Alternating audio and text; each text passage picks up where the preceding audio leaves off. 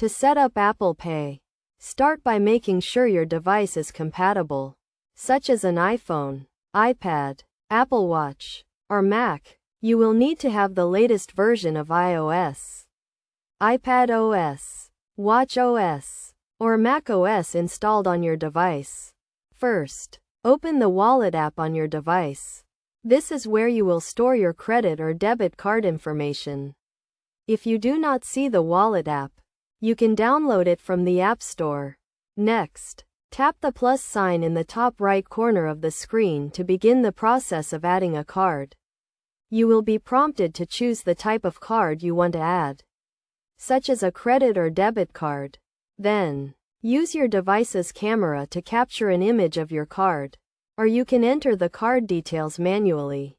You will need to enter the card verification value, which is typically found on the back of the card. After you have entered your card information, your bank will verify the details to ensure they are correct.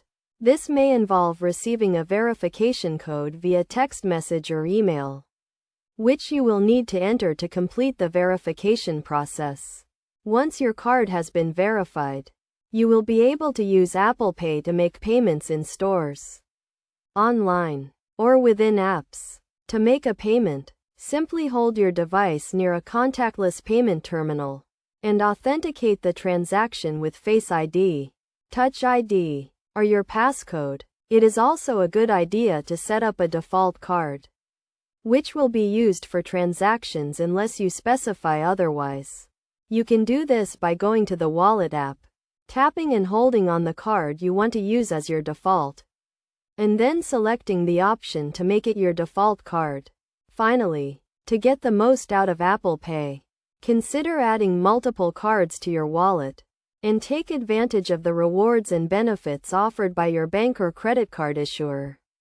By following these steps, you can easily set up Apple Pay on your device and start making convenient and secure payments.